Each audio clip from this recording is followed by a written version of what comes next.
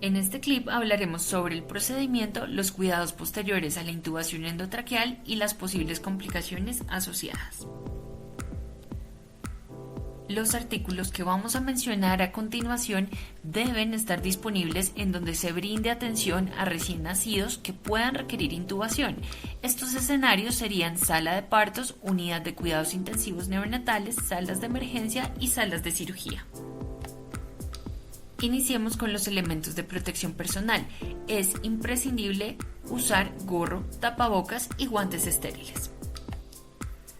Los elementos propios del procedimiento incluyen el tubo endotraqueal correcto, bien sea número 2.5, 3, 3.5 o 4 según corresponda, el laringoscopio pediátrico que tenga un juego adicional de baterías y bombilla adicional, la hoja Miller que corresponda para cada paciente, puede ser 00, 0 o 1 de acuerdo a cada caso, un dispositivo de succión con el tamaño de sonda adecuado teniendo en cuenta el tamaño del tubo endotraqueal. Adicionalmente debemos tener listo los elementos de fijación, tijeras, la tintura de Benjuy, el fonendoscopio, el dispositivo de reanimador pieza en T para brindar la ventilación, la fuente de oxígeno o el aire humidificado y el mezclador, el dispositivo colorimétrico o capnógrafo que se tenga disponible, ventilador mecánico, el circuito debe estar montado y listo para conectar al paciente, la sonda orogástrica, la oximetría de pulso y el monitor cardiorrespiratorio.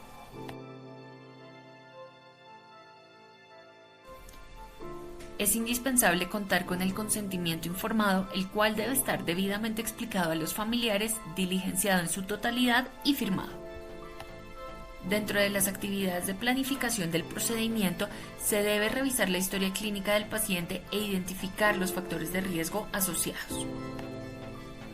Posteriormente, vamos a realizar la preparación del equipo, en donde vamos a alistar la totalidad de los insumos, vamos a considerar en vía aérea difícil dispositivos alternativos, se va a comprobar la funcionalidad de todo el equipo y aseguremos que la luz del laringoscopio funcione en la intensidad y que no haya intermitencia. Es necesario que haya el personal dedicado exclusivamente al procedimiento. En este caso deben estar presentes 2 personas entrenadas en reanimación neonatal, en donde una será el líder del equipo dedicado al monitoreo de la estabilidad del paciente y el tiempo transcurrido, y la otra persona es la que va a realizar la intubación. Adicionalmente vamos a contar con un terapeuta respiratorio, con un enfermero o enfermera jefe y un auxiliar de enfermería.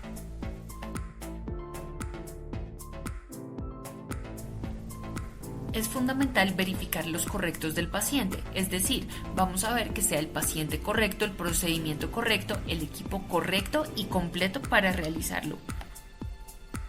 Por otra parte, vamos a requerir del monitoreo continuo del paciente. Es fundamental mantener la termorregulación. Debemos asegurar una posición debajo de una fuente de calor radiante o incubadora servocontrolada para evitar la hipotermia. Adicionalmente, realizaremos la valoración del estado del neonato y vamos a realizar las medidas de confort al recién nacido y la activación del protocolo de dolor. Dentro de ellas vamos a ofrecer medidas para control de dolor y confort del neonato, bien sean no farmacológicas y, si es necesario, medidas farmacológicas como por ejemplo la pseudoanalgesia.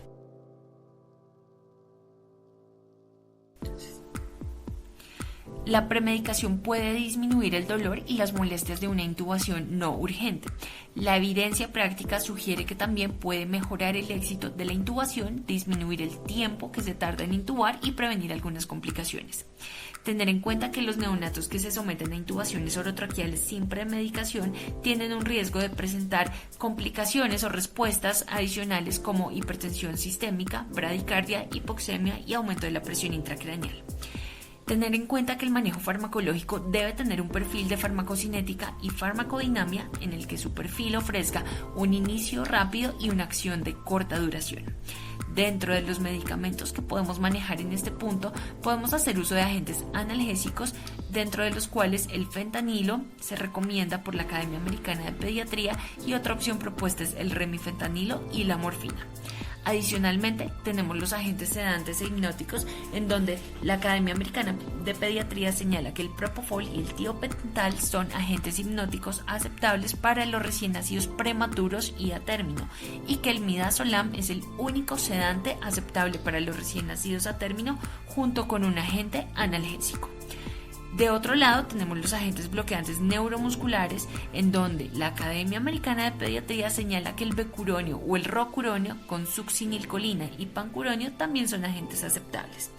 En general, cada unidad de recién nacidos debe adoptar sus propios protocolos de dolor y premedicación. Sabemos que en la literatura, si bien existen recomendaciones, no se han establecido protocolos universalmente aceptados para todos los recién nacidos.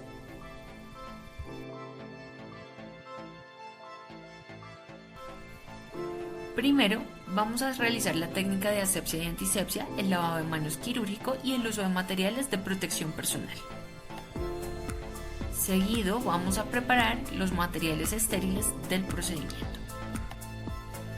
Ahora vamos a ir a nuestro paciente, vamos a realizar el posicionamiento adecuado del recién nacido en decúbito supino y vamos a establecer una posición estable en posición de olfateo. Se puede utilizar para lograrlo un rollo en la región interescapular y esto es fundamental para evitar la obstrucción de la línea de visión. Ahora administraremos la premedicación basada en las directrices institucionales. La Academia Americana de Pediatría recomienda el uso de premedicación para la intubación neonatal para disminuir el dolor y el disconfort. Posterior a ello, iniciaremos la preoxigenación. Ahora bien, vamos a abrir la boca con la técnica del dedo índice y el pulgar. Vamos a sostener el mango del laringoscopio con la mano izquierda e insertar la hoja del laringoscopio con un movimiento suave en la boca deslizándose sobre la lengua. Se va a introducir entonces la hoja inicialmente del lado derecho de la boca, la vamos a deslizar sobre la lengua hacia la línea media e izquierda. Se realizará el avance de la hoja hasta que la punta de la hoja llegue a la vallécula o levante la epiglotis. Aquí usted verá una V invertida. Observe la epiglotis, la apertura glótica por debajo y las cuerdas vocales. Se puede hacer un poquito de presión en el cricoides, que es la maniobra de Selig, para tratar de visualizar mejor las estructuras y se aspirarán las secreciones en caso de ser necesario. La hoja del laringoscopio debe levantarse en la dirección hacia la que apunta el mango, es decir, un ángulo aproximado de 45 grados. Evite el movimiento de balanceo que no permita la visualización de la glotis. El propósito va a ser levantar la epiglotis verticalmente. De esta manera vamos a poder visualizar mejor las cuerdas vocales y un asistente nos puede ayudar con la presión suave externa sobre el cartílago tiroides. Si las cuerdas están juntas, vamos a esperar a que se abran. Nunca hay que forzar un tubo para entrar si las cuerdas están cerradas. No debemos tocar las cuerdas si están cerradas porque esto puede causar espasmos. Ahora vamos a tomar el tubo con la mano derecha y lo vamos a pasar por el lado derecho de la boca, fuera de la hoja, mientras mantiene la visualización glótica directa. Una vez estamos allí, se inserta el tubo a través de las cuerdas vocales a la profundidad adecuada. Vamos a retirar el laringoscopio e iniciamos la ventilación con presión positiva. En este punto vamos a verificar cuál es la profundidad del tubo endotraqueal a la cual debemos insertarlo. Entonces, lo que vamos a hacer es tomar la medida nasotragal. Es una medida que vamos a tomar desde la distancia, desde el tabique nasal del bebé hasta su trago en centímetros. Y a esta longitud le vamos a sumar 1 centímetro y esta será la profundidad de inserción del tubo. O bien nos podemos guiar por la tabla que estamos viendo en la pantalla, en donde de acuerdo a la edad gestacional en semanas tenemos estipulada una profundidad de inserción del tubo endotraqueal desde los labios, o también lo podemos realizar por el peso del bebé. Ahora vamos a confirmar la posición del tubo dentro de la tráquea utilizando métodos primarios o secundarios. Dentro de los métodos primarios podemos utilizar la detección del CO2 exhalado, podemos utilizar la detección colorimétrica de CO2, en donde si hay CO2 el indicador va a cambiar de púrpura a amarillo. Podemos utilizar detectores capnográficos de CO2, en los cuales nos va a detectar la concentración de CO2 presente en el momento y mejora la frecuencia cardíaca. Ese también es uno de los métodos.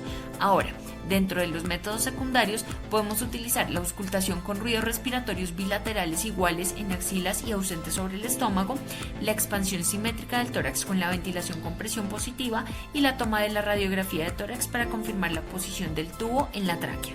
Debemos tomar la radiografía de tórax con la cabeza en posición en línea media, el cuello en posición neutral y con el neonato en posición supina. Ahora bien, vamos a hablar sobre la visualización del tubo en la radiografía de tórax. La punta del tubo debe aparecer en la mitad de la tráquea, es decir, adyacente a la primera o segunda vértebra torácica. La punta debe estar por encima de la carina, que generalmente es adyacente a la tercera o cuarta vértebra torácica. Se debe evitar el uso de las clavículas como punto de referencia porque esta ubicación puede variar según la posición del neonato y el ángulo en que se tome la radiografía.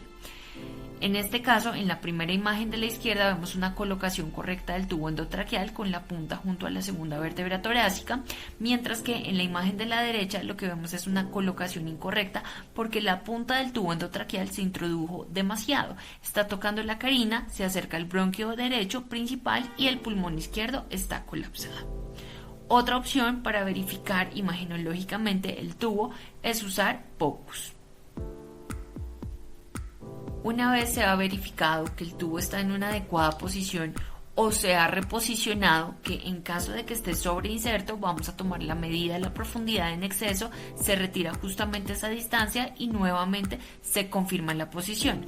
Una vez tengamos estas características aseguradas, vamos a fijar el tubo con cinta adhesiva o con un dispositivo aprobado para este fin y lo conectaremos al ventilador.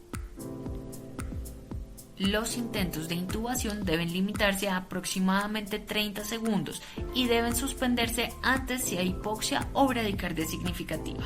El paciente debe recibir ventilación con presión positiva a través de una máscara facial o un dispositivo supraglótico para estabilizar nuevamente su condición y nuevamente poder realizar un nuevo intento. Dentro de las complicaciones descritas en la intubación orotraqueal, es importante considerar las más frecuentes, que son la desaturación severa y la hipoxemia, asociado a eventos de intubación esofágica. Por otro lado, es importante considerar los eventos cardiovasculares y estar atentos si se presentan. Dentro de estos, las arritmias y la bradicardia es la más frecuente, asociado a eventos de hipotensión o bien hipertensión arterial sistémica.